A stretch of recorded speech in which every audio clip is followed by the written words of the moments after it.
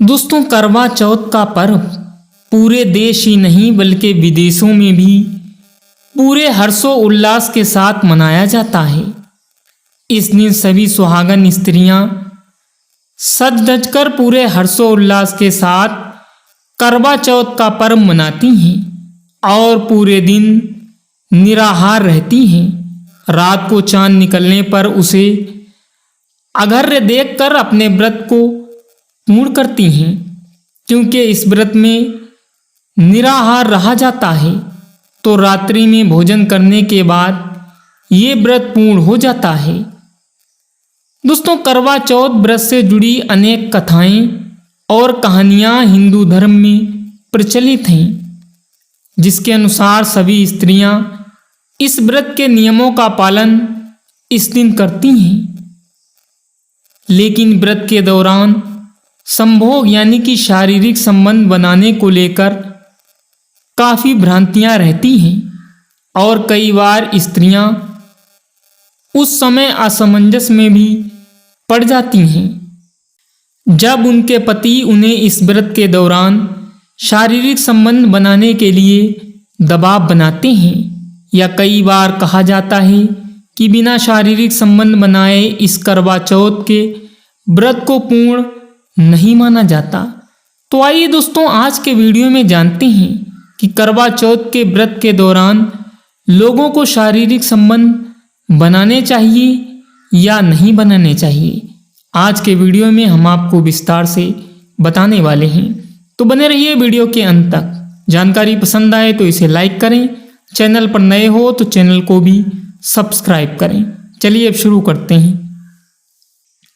दोस्तों, हिंदू धर्म में शारीरिक संबंध करने को पवित्रता से जोड़ा गया है, तो इसलिए व्रत चाहे कोई भी हो उसमें पवित्रता होना जरूरी है और ब्रह्मचार्य का पालन अवश्य करना चाहिए, क्योंकि करवा चौथ का व्रत भी दूसरे ही व्रतों की तरह ही होता है। इसलिए इस व्रत के दौरान हम लोग स्वास्तिकता और पवित्रता का पूरा ध्यान रखते हैं। ये व्रत भगवान गणपति को समर्पित होता है और पूरे दिन निराहार रहकर इस दिन भगवान गणेश को याद किया जाता है और अपने पति की लंबी उम्र की कामना सभी महिलाएं करती हैं। हिंदू धर्म में किसी भी धार्मिक कार्य में अथवा किसी भी व्रत में शारीरिक संबंध बनाना अथवा संभोग करना वर्जित माना गया है। इसलिए जो नियम अन्य व्रत और उपवास में लागू होते हैं, वही नियम करवा चौथ व्रत में भी लागू होता है। ज्योतिषाचार्यों की माने तो करवा चौथ व्रत में शारीरिक संबंध बनाना या संभोग करना मतलब पाप का भागीदार बनना ही है।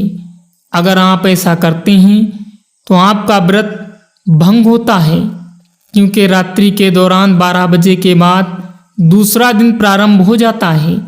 इसलिए अगर आप चाहते हैं कि आप दोनों का यानी पति पत्नी का मन संभोग को कर रहा है, तो आप रात्रि 12 बजे के बाद शारीरिक संबंध बना सकते हैं। हिंदू धर्म ही नहीं बल्कि अन्य दूसरे धर्मों में भी व्रत और उपवास के दौरान शारीरिक संबंध बनाना वर्जित माना गया है। इस्लाम धर्म में भी रोजे के दौरान शारीरिक संबंध करने को वर्जित माना गया है। वहीं इस्लाम धर्म के अनुसार कुरान में कहा गया है कि अगर आप रोज़ा रख रहे हैं, क्योंकि रोज़ा दिन में रखा जाता है, तो आप रात में शारीरिक संबंध बना सकते हैं। इसी तरह से बौद्ध धर्म में भी व्रत के दौरान संभोग करने पर पूरी तरह से पाबंदी है और ईसाई धर्म ही एकमात्र ऐसा धर्म है जिसमें कभी भी शारीरिक संबंध बनाने को गलत नहीं माना जाता, चाहे क्रिसमस हो या उनका कोई अन्य त्यौहार हो। इस धर्म में शारीरिक संबंध बनाने पर कभी भी कोई पाबंदी नहीं है। यहूदी धर्म में भी व्रत के दौरान संभोग को वर्जित माना गया है। तो इस प्रकार से केवल ईसाई धर्म ही एकमात्र ऐसा धर्म है जो संभोग को कभी भी वर्जित नहीं मानता। वहीं करवा चौथ व्रत और हिंदू धर्म में पवित्रता का विशेष ध्यान रखना चाहिए। अगर इस दौरान आप शारीरिक संबंध बनाने में ज़बरदस्ती करते हैं तो यकीनन ये पाप का भागीदार आपको बना सकता है। तो सावधान, आप ऐसा काम बिल्कुल भी भूल कर ना करें। तो आज का वीडियो बस इतना ही। इस वीडियो में दी गई सूचनाएं सामान्य मान्यताओं पर आधारित है।